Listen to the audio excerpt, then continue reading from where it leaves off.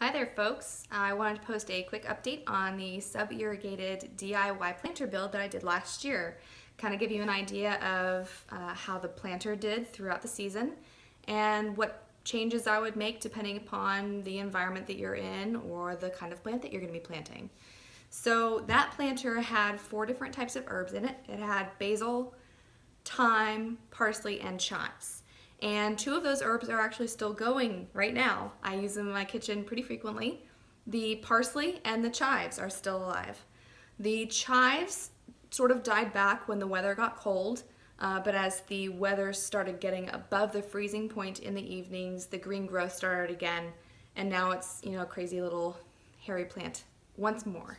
The parsley did kind of shrink as far as the overall plant mass went as the weather got colder, but it never really died back, and I've been able to use it even throughout the winter.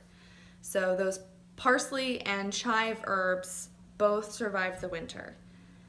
In my zone, basil, I believe, if not everywhere, is an annual plant, and that did die back at the end of a very productive summer. I made a lot of pesto and a lot of caprese salad. So that plant was, actually there were several plants, but that herb worked very well in that planter. The thyme for some reason died back in about the middle of summer, and I don't know if it just didn't agree with the heat in my area or if it didn't like the moisture level. So I'm not quite sure what happened with the thyme. If you're looking to plant that, maybe it's just me and I don't know how to grow thyme right, so good luck.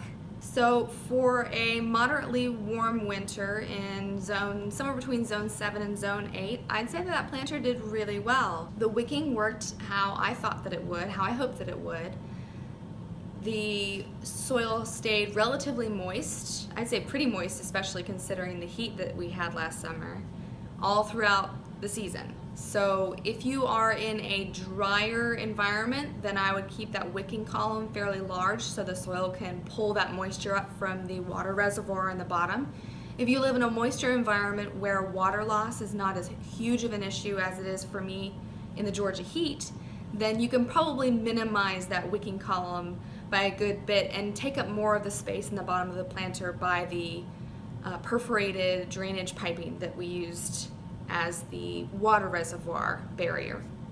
So keep that in mind. That wicking column can change in size just depending upon your needs. The nutrients were good for most plants. I'd probably say herbs and neutral pH level type plants. The issues that I had were related to pH. I didn't have any fertilizer issues. All my plants seemed very well nourished.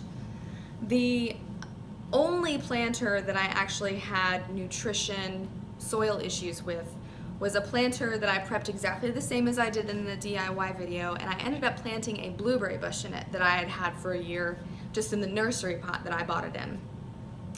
So the sphagnum moss, or the peat moss, I can't remember which, based potting mix that you use, when it breaks down, it creates a slightly more acidic soil, which is why the basic instructions for a sub-irrigated planter, where you're in that sort of contained environment and you're not taking in outside nutrients after it's built, that's why you add a little bit of the dolomitic lime so that you neutralize the pH.